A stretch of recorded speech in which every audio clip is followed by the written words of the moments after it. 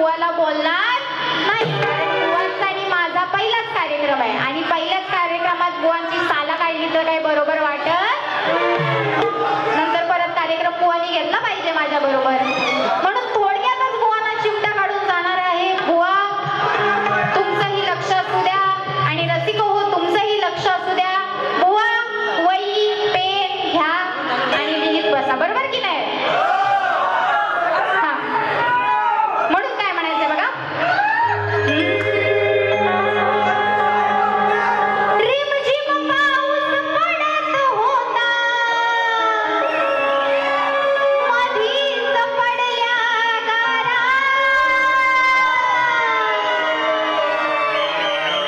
बुवांना जास्त त्रास नको म्हणून चाल म्हणून दाखवते, बरोबर की नाही? रिमझिम पाऊस पडत होता,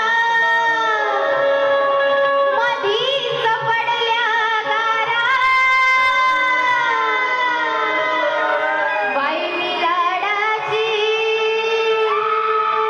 लाडाची, लाडाची तुझीच तारा. बुवा कुणी वाजवू नका, बुवांच्या कानापर्यंत पोचलं पाहिजे, बरोबर की नाही? त्या कानाच्या भोकापर्यंत पोचलं पाहिजे, म्हणून काय म्हणायचं बघा. हंडी फोडाया काना चढला, हंडी फोडाया काया चढला. मग नको ती करतोय खेळ. हा श्रीकृष्ण हा काया हंडी फोडायला चढलाय वरती, मग पुढं काय गंमत होते बघा. हंडी फोडाया काया चढला, नको ते करतोय खेळ. मग काय बाई या कानाचा, या कृष्णाचा. बाई गं काय शांतता आहे, हा लाचोल ऐकायला काय ही शांतता बघा. हंडी फोडाया काया चढला, नको ते करतोय खेळ. बाई या कानाचा, या कृष्णाचा, गळून पडलाय केळ.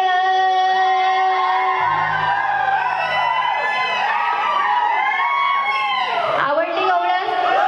बुवा काही फालतू बोलत नाहीये, शास्त्राला धरूनच आहे बघा.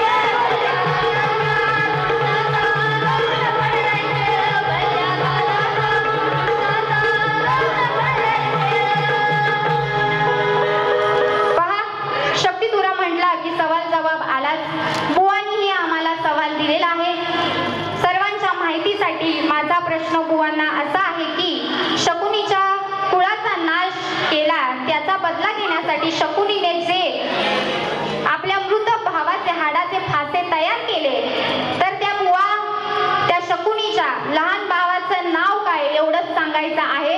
बुवा ग्रंथाचा आधार असेल तर प्रश्नाला माझा हात घाला, नाही तर माझा प्रश्न तसाच ठेवला तरीही चालेल, काही प्रॉब्लेम नाहीये. बघा मी माझ्या प्रश्न पदाला सुरुवात करीत आहे.